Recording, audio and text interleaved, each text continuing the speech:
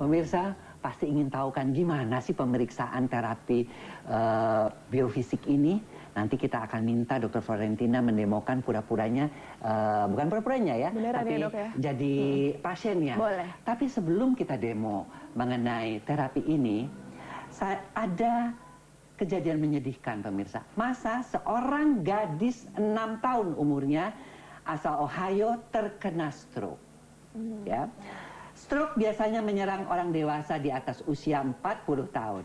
Namun siapa disangka bahwa penyakit yang menyerang pembuluh otak itu juga bisa menyerang anak-anak.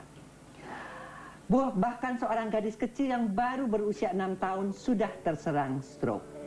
Erica Wilcox yang sekarang berusia 7 tahun terbangun di suatu musim gugur tahun 2011 dan menceritakan bahwa tangan kanannya terasa bersoda. Namun orang tuanya tidak pernah menyangka bahwa putri kecilnya itu terserang stroke. Saya membawanya ke rumah sakit karena stroke. Saya tidak akan pernah percaya, ujar ayahnya. Lynn Wilcox yang berasal dari Toledo, Ohio, seperti dilansir ABC News Kamis 31 Mei 2012. Banyak yang mengira bahwa stroke hanya terjadi pada orang dewasa, tapi anak-anak juga bisa terserang. Meski kasusnya jarang sekali. Dokter memperkirakan bahwa sekitar 6 dari 100.000 anak mengalami stroke setiap tahun. Stroke adalah salah satu dari 10 penyebab utama kematian anak di Amerika Serikat. Penyebab stroke Erica bahkan lebih tidak biasa lagi. Erica mengalami moya-moya, kondisi langka di mana pembuluh darah otak menjadi menyempit dari waktu ke waktu karena dinding arteri menjadi lebih tebal. Nah, silahkan Dr. Floren demo mengenai terapi. Jadi pasien saya nih ya. Aduh, mimpi apa dapat pasien Nona Jakarta? Iya. Banget dong, akunya juga. Oke, jadi pemeriksaan itu dengan muscle response test. Saya jelaskan dulu. Pito Biophysics itu ada S-nya itu berarti gabungan dari terapi-terapi. Oh gitu. Fitonya itu Pito itu tanaman, bio kehidupan, fisik ya fisik gitu. Nah, jadi pemanfaatan kehidupan fisik tumbuh-tumbuhan untuk pemanfaatan energi dari tumbuh-tumbuhan itu untuk kehidupan manusia sesuai gelombangnya dan untuk mengikuti hukum alam, gitu. Jadi yang teknik pertama adalah muscle response test untuk mendiagnosa. Muscle response test itu misalnya. Jadi kalau baru datang ke dokter pertama-tama begini ya, Dok ya?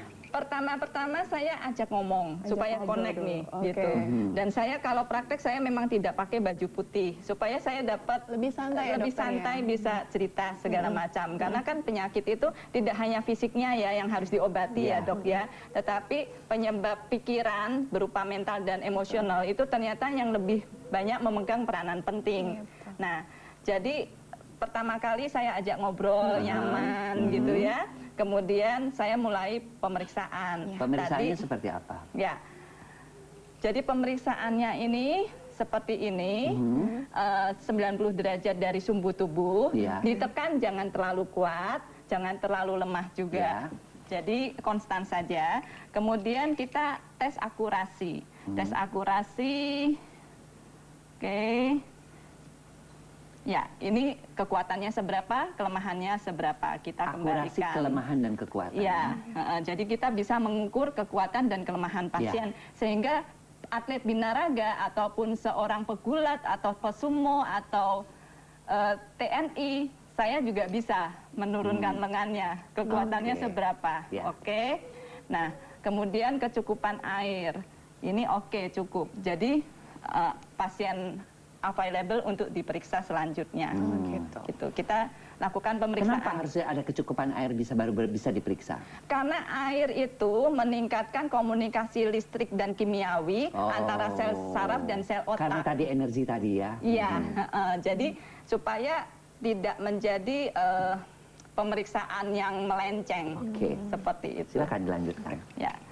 Ini tadi Mbak Nila katanya sering sakit tenggorokan. Kita lihat tiroid kanan nggak apa-apa, tiroid kirinya, nah ini lemah gitu. Coba tahan lebih kuat, ya.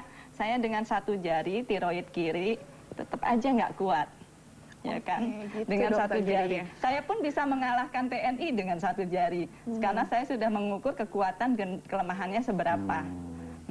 Nah, tenggorokannya itu nanti kita cek alerginya. Kita cek alerginya, daya tahan tubuh terhadap udara dingin, oke. Daya tahan tubuh terhadap kacang-kacangan, udang, kepiting, susu sapi, coklat. Aduh, kamu nggak boleh makan suka coklat. Banget, dokter. Gimana itulah. tuh? Jadi dia harus pantang coklat. Pantang coklat. Kalau bisa digabungkan dengan terapi ini, ada terapi untuk anti alergi, kemudian pantang coklat, nggak selamanya. Kalau mungkin dikurangin dari sekarang ya, dok? Kalau didampingi ini untuk 3 bulan pantang dulu. Ya. Tapi setelah itu bisa mengkonsumsi lagi coklat asal tidak berlebihan. Asal tidak berlebihan. Itu pasti bisa. Nah ini ya, seperti saya kasih. Oke. Ya tahan. Tadi alerginya coklat. Ya. Coklat. Ini nggak apa-apa. Tuh, karena sudah dipegangin itu ya. Saya nggak kuat apa-apa lagi. Tapi kalau saya nggak kasih, saya kasih konsentrasi ke coklat dengan satu jari, daya tahan tubuh terhadap coklat. Nggak kuat. Padahal tadi tekan sekuatnya pun tidak. Tidak kuat. Karena sudah ada coklatnya. Sudah ada anti alergi. Anti alergiknya. Gitu. Nah, kalau ini gelombangnya sudah stabil, Nila bisa makan coklat. Oh iya. Nah, berapa lama sih kira-kira penyembuhannya? Oke, dia akan nggak makan coklat, kemudian diberikan terapi. Berapa lama biasanya kesembuhan itu terjadi? Biasanya itu tergantung bagaimana kepatuhan pasien. Itu memegang peranan penting. Makin lama ya, dokter? Iya. Kemudian yang tidak kalah penting adalah mindset. Sugesti? Tidak juga ya, mindset itu lebih ke bagaimana cara seseorang untuk menyemangati diri sendiri, untuk menerima, bersahabat dengan stresnya, dengan penyakitnya, itu lebih merilekskan dan itu lebih memperbesar energi syukur, energi cinta, dan energi penyembuhan dari dirinya. Jadi energi syukur, energi cinta, energi penyembuhan itu memang harus ada di setiap pasien, sehingga kesembuhannya akan lebih besar. Nah, pemirsa, menarik sekali bukan pembicaraan kita pada malam hari ini. Namun pembicaraan kita akan kita lanjutkan setelah yang satu ini. Tetap di Kata Siapa?